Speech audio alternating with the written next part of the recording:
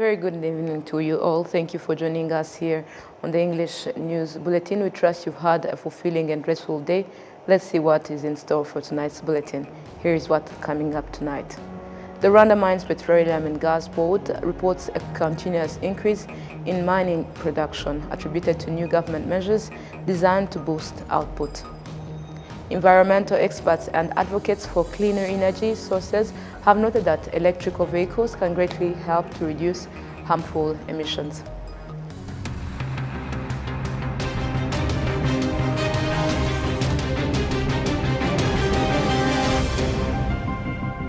My name is Olive Nete. It's always a pleasure to have your company. Welcome to the news in details. Now, the Rwanda Mines Petroleum and Gas Board reports a continuous increase in mining production attributed to new government measures designed to boost output. Let's take a look at the details. Among the new strategies implemented are specialized research on mining-related businesses across the country, an increase in skilled workers in the sector, and the addition of value to products before export. Donat Sengumuremyi, Mining Extraction and Inspection Division Manager, elaborates on the positive changes following the introduction of these reform measures. In the past, people conducted mining businesses randomly, without any plan or strategy. When questioned about their approach, they often had no answer. Mining requires a developed strategy, and operating without one while focusing solely on profits is unsustainable. Such operations might last only a couple of months before being shut down or facing other consequences. Nowadays, miners receive assistance in preparing well for their activities, following a developed strategy and carrying out their work with a specific plan. Mine owners across the country also observe an increase in production following the industry reforms. Evode Imena, manager of Rutongo Mines in Rulindo district, confirms this positive trend. All of these strategies, including investment and skill upgrades, have helped us to increase our productivity from 10 to 15 tons over the past 3 years to now between 80 and 100 tons of cassiterite every month. This means our productivity has increased more than sixfold, and we plan to continue investing to reach 150 to 200 tons per month. In 2023, Rwanda's mineral exports increased by 43%, according to the Rwanda Mines Petroleum and Gas Board. The agency also reports that mineral revenue reached $1.1 billion in 2023, up from $772 million in 2022. Gold emerged as the most valuable commodity, generating the highest foreign exchange earnings. In October 2023, Rwanda exported 1,015 kilograms of gold worth over $62 million. The previous month, the country exported 823 kilos of gold valued at more than $52 million. In December 2023, gold exports reached 1,320 kilos, generating over $87 million. To more news, environmental experts and advocates for cleaner energy sources have noted that electrical vehicles can greatly help to reduce harmful emissions. Rwanda has set the goal of ensuring that 20% of the country's public transportation buses are electric by 2030. Vehicles account for 34% of all harmful emissions in Rwanda, and the country is now transitioning through hybrid vehicles and towards fully electrical ones. The country is also aiming to increase electric taxi motorcycles to 30% and electric private vehicles to 8%, all by the year 2030. The goal is also to reduce harmful emissions by 38% come that year. There has therefore been a call for better infrastructure to support such technology, such as a sufficient number of vehicle charging stations countrywide, qualified personnel for the maintenance of such vehicles, and enough electricity to power them. Now to education matters, the Ministry of Education affirms that the new programs being added to Rwanda's education curriculum are aimed at strengthening and empowering this sector to provide quality education. This is as on Saturday, the International Baccalaureate convened school leaders, decision makers, and school owners to learn about the IB's transformative power. Prince Manzi has the details. The IB program has been initiated in 5,000 schools in over 150 countries across the world, targeting students aged 3 to 19 years old. The Ministry of Education reveals that only one school in Rwanda initiated this program and 4 other schools are interested. Anna Bagabe of Green Hills Academy stresses on the changes in teachings after the initiation of the IB program. IB insists on skills, more of how you teach, what you teach, how you teach it. The how is engaging the learners. The learners need to be engaged. They need to be active learners, not passive, not just sitting and listening to a teacher as if it's a sermon in a church. So the teacher has to change the way they teach to ensure that the learners are engaged in the learning. They are free to ask questions anytime. If they don't understand, they engage. If it's an activity of measuring, learning about measurements in meters, in centimeters, they actively take a tape measure and go and measure things around their school, for example. If it is an activity of learning speech writing, learning articles, of writing in a newspaper, in a magazine, they, in their small way, even they can create a magazine for their class. And then they produce it. So that activity of engaging learners in producing such things gives them skills which take them to later as they grow in different classes and even as they grow and go to work. Yes, you have gathered the skills. So we found that way of teaching is better than making just a student sit and listen to the teacher all the time. Claudette Irere, the Minister of State for Education, reiterates that in Rwanda, many are not yet aware of the IB program, hence such pieces of training and awareness programs. The most important, I think, aspect is to see if schools, especially private schools, would be interested in becoming IB schools. IB, we believe that it's a standardized program, offers a whole range of content from 3 to 18 years old. And once a student attends an IB school program, wherever they move in the world, they're most likely going to just continue without necessarily being asked for, whether you have enough qualifications. And so it is a program that has been, set up for long. It has been tested and approved. It is in more than 5,000 schools across 150 countries. In Rwanda, we today only have 1 school that runs it, but we have more. We have about 4 candidate schools that are soon joining this. And the more schools become IB, the more we're exposing our children to better and quality education. And for the part of public and government aided, we're here to learn because curriculum content is not something that is set in stone. It's always dynamic. You have to change, and so we're here to learn, but to also explore if we could have future partnership in improving even our own curriculum as well. The Development and Recognition Manager for Africa at the International Baccalaureate, Dr. Benson Kairu Kamau, reiterates that many African countries have introduced the IB program and it has impacted the high quality of education delivery on the continent. African students become more grounded on, for example, accepting who they are, learning more about their own history, about their own languages, about their own cultures and values, much, much more than many other international curricula allow.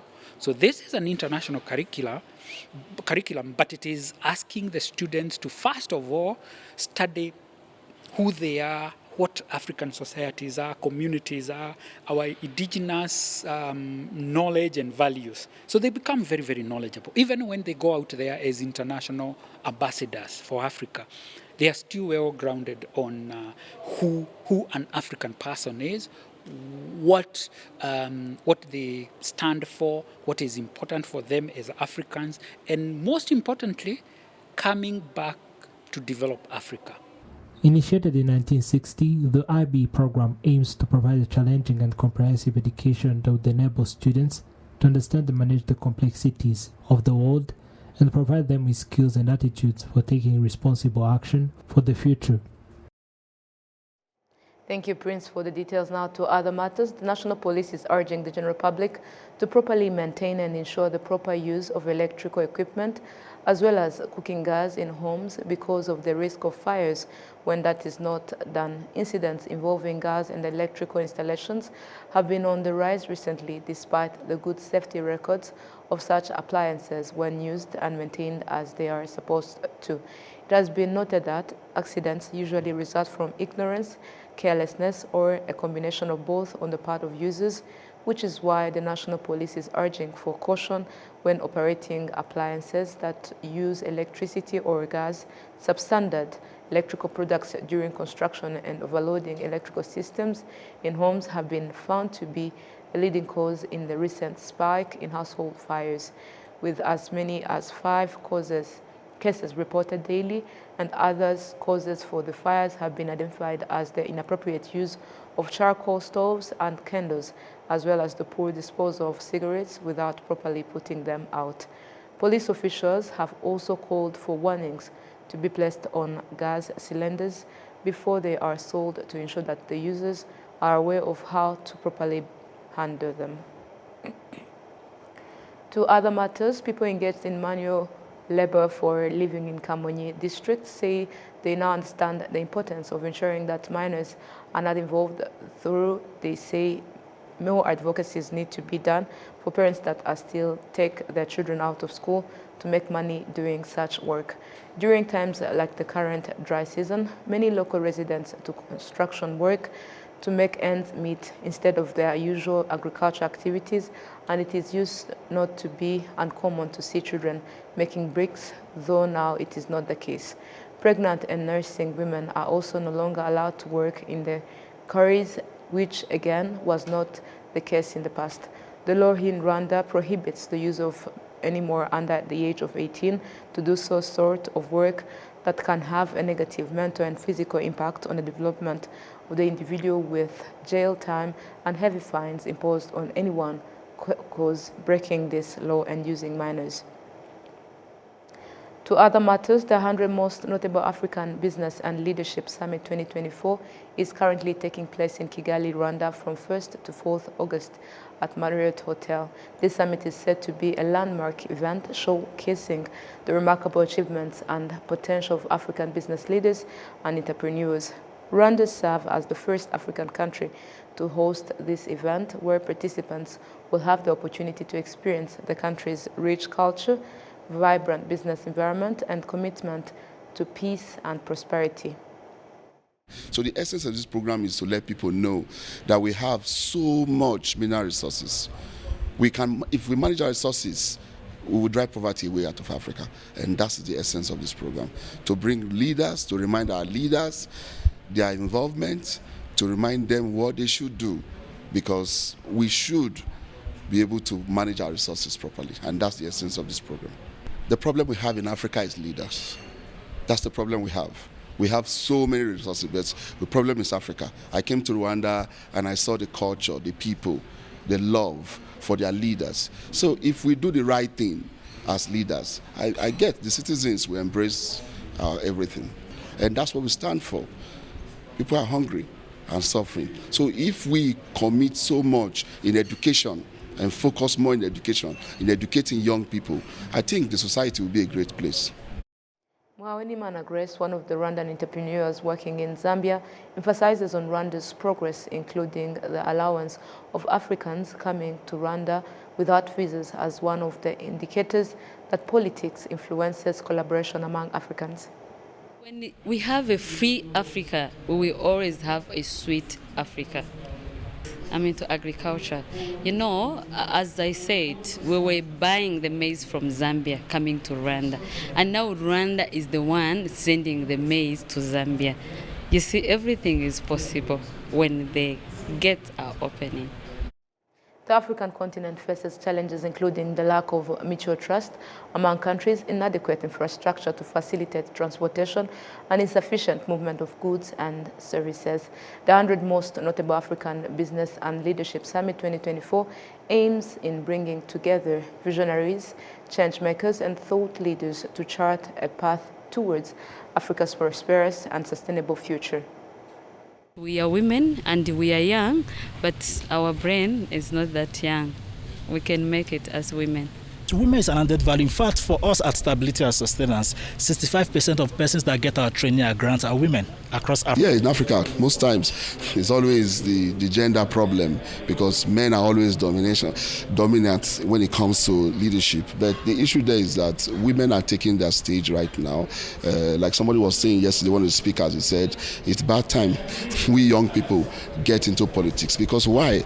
If you don't get into politics, you allow the corrupt people to be there. The inclusion of women in business on the African continent is driving transformative change, as highlighted by numerous business practitioners, as you have seen. And this inclusion of women in business significantly enhances the business environment on the African continent, as women bring diverse perspectives and innovative solutions. Companies benefit from improved problem solving and creativity. Clearly, from all the speakers, you can clearly see that we demonstrated the kind of zeal in terms of bringing development to African nation.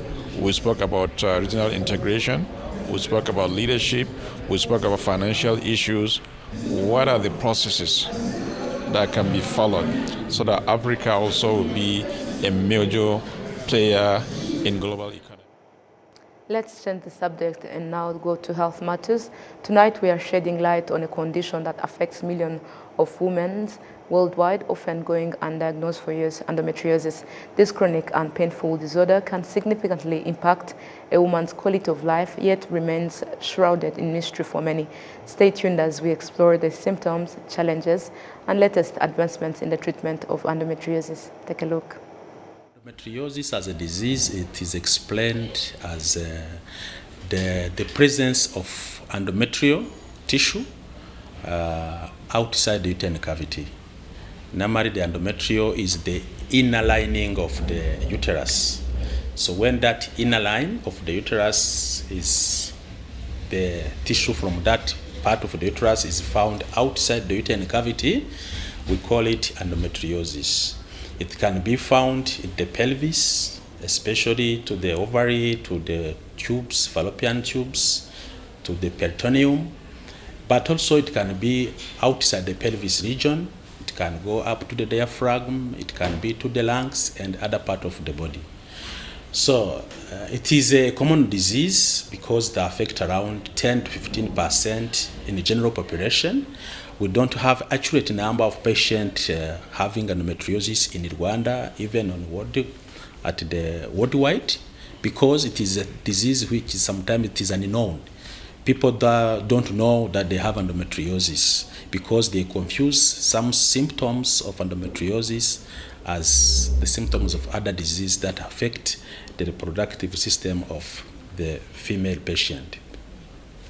So about the etiology, etiology of endometriosis is not well understood, but there are some theories. There are many theories that explain how endometriosis occur. The most common theory is the theory of retrograde menstruation.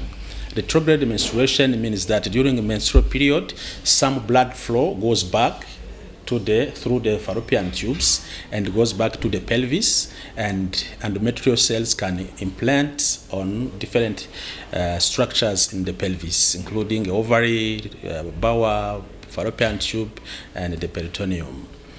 That is the most common theory, but there is another theory which is a theory of hematogenous spread, where the endometrial cells can spread through blood system or lymphatic system and goes on the other side of the body, including lungs, including nose. Some women may present symptoms of endometriosis and have nasal bleeding during menses or coughing up blood during menses. So that may be explained by that theory of hematogenous spread. The symptoms of endometriosis, they varies, but the most common symptoms is pain. And this is a cyclic pain during menses, the pain which starts a few days before menses, during menses, and continue a few days after menses, when it is the initial stage of the disease. But with advanced disease, this pain may change in pattern and tend to be a chronic pelvic pain, which is no longer cyclic when it involves, especially when the disease is advanced, when it's involving other deep structure of the pelvic region, like bowels or ovaries.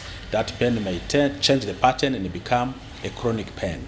That one symptoms that the patient may say. Another symptoms may be heavy menses. Heavy menses means when she's in menses, she bleeds a lot compared to what she used to. When advanced disease involving the bladder, you may even have blood in urine or blood in stool when the rectum or the large bowel is affected.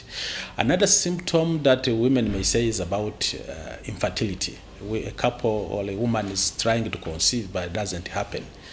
And that also may present as one of the signs of endometriosis. It has been found that among a patient with endometriosis, 50%, around 40 to 50% of them, they have a problem of infertility. And the degree of affection will depend on the degree of the disease. For mild disease, mild to moderate disease, patient may conceive. All may have a surgery depending how the disease is affecting the tubes, how blocking the tubes, how the disease is affecting the ovary. Surgery may correct for some pathology of that disease and patient can conceive. But for the severe form of the disease, where there is a severe adhesions and from the tubes and the ovary, the conception may totally be not possible because of the disease, the extent. The disease is somehow curable, and the treatment will depend on the severity of the disease. There are many therapeutic options, starting by medical options. That means we use medication to try to control symptoms and decide that patient has, especially pain medication. This is a disease which is influenced by hormones. There is a hormonal treatment which is aimed to suppress those hormones that makes those endometrial cell grows. There are different types of hormones that can be used, and definitely the definitive treatment of endometriosis is surgery.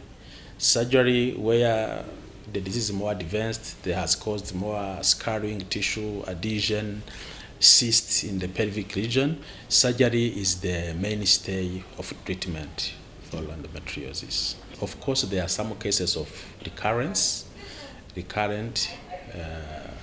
endometriosis, especially where, as I said, that those cells, endometrial cells which are outside, I can't say surgery itself can eliminate all cells that are spread in the pelvic region, so it can occur.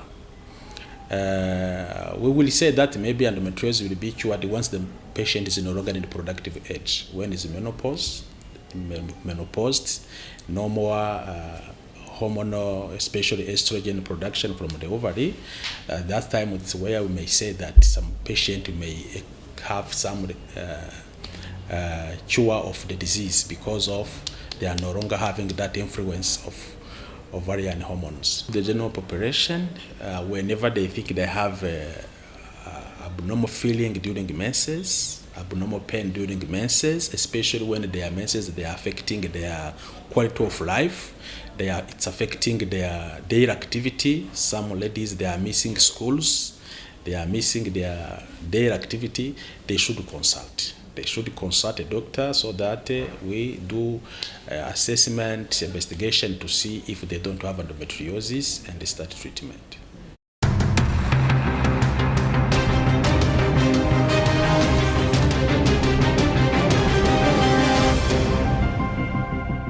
On behalf of the Technical and News Production team, we sincerely thank you for being part of today's broadcast. Have a restful weekend.